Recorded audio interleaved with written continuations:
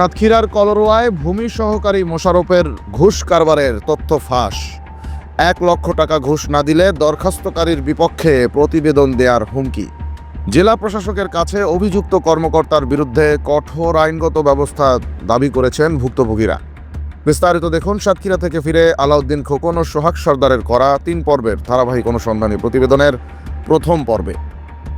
সাতক্ষীরার কলরোয়া উপজেলার জয়নগর ইউনিয়ন ভূমি অফিসের ভূমি সহকারী কর্মকর্তা মোহাম্মদ মোশাররফ হোসেনের বিরুদ্ধে 1 লক্ষ টাকা ঘুষ দাবি এবং সরকারি ক্ষমতার অপব্যবহারের অভিযোগ উঠেছে। এই ঘটনায় ভুক্তভোগী আব্দুল লতিফ জেলা প্রশাসকের কাছে লিখিত অভিযোগ দায়ের করেছেন।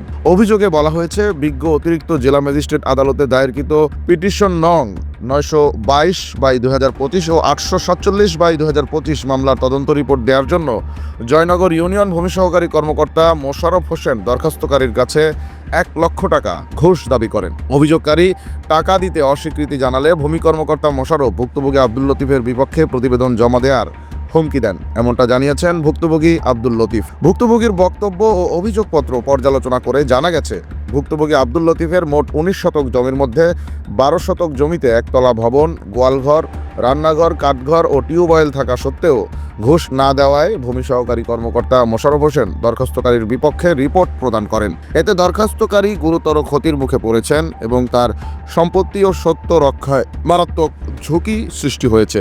এ বিষয়ে ভুক্তভোগী আব্দুল লতিফ জেলা প্রশাসকের কাছে একটি লিখিত অভিযোগে সহকারী ভূমি কর্মকর্তা ঘুষখোর মোশাররফ হোসেনের বিরুদ্ধে আইনানুগ ব্যবস্থা নেওয়ার জোর দাবি জানিয়েছেন। সেই 9.5 শতক জমি সহ আমার 12 শতক জমির উপরে আমার একতলা বিল্ডিং, গোয়ালঘর, রান্নাঘর, বাথরুম, তারপরে টিউবওয়েল, বিশালি গাদা, গোলাঘর সব অবস্থিত।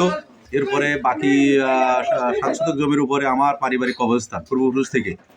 এই জমি আমার নামে রেকর্ড না হওয়ার কারণে আমি মামলা করি, সিভিল মামলা করি। সিভিল মামলা করার পরে আমার ওই বিবাহের পক্ষ আমার নামে আবার এনএম কোর্টে মামলা করার পরে সেই মামলা তদন্ত আসে নায়েবের কাছে। নায়েব আমার ওখানে তদন্ত না করে মন গড়া মতো সে একটা করতে চায় এবং আমি তার কাছে গেলে সে আমাকে ভৎসনা স্বরূপ বিভিন্ন রকম করার পরে আমাকে বলে যে ও আপনার জমি না, আপনার এনা তা না, বিভিন্ন বলে এবং পরবর্তীতে বলে যে দেখেন আপনার তো কাগজপত্র সঠিক নেই, তা আপনি যদি জমির রিপোর্ট আপনার পক্ষে নিতে চান তাহলে আমার 1 লক্ষ টাকা দেওয়া লাগবে। তবে এ ব্যাপারে অভিযুক্ত ভূমি কর্মকর্তা ঘুষখোর মোশাররফ হোসেনের কাছে জানতে চাইলে তিনি তার বিরুদ্ধে ওঠা সমস্ত অভিযোগ অস্বীকার করে দাম্ভিকতা দেখিয়ে উপজেলা সহকারী কমিশনার ভূমি এর নিকট অভিযোগ দিতে বলেন। আপনার কাছে কি ডকুমেন্টসগুলো আছে? বের করেন, ডকুমেন্টসগুলো আসে। এটা দেখলে হবে না। আরে শুনেন ভাই, আপনার সাথে আমি পেশাবো না। হ্যাঁ, ওই জায়গায় আপনার যদি অবজেকশন থাকে আপনি এসিলেন্ডার বলবেন বা কোর্টে বলবেন এইটা আমার অবজেকশন আছে।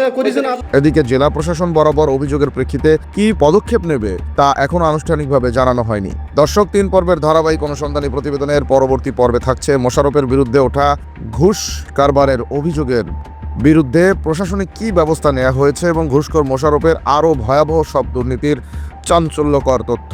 চোখ রাখুন দৈনিক অগ্রযাত্রা প্রতিদিনে। অগ্রযাত্রা প্রতিদিন, নির্ভীক প্রত্যয়ে উজ্জীবিত।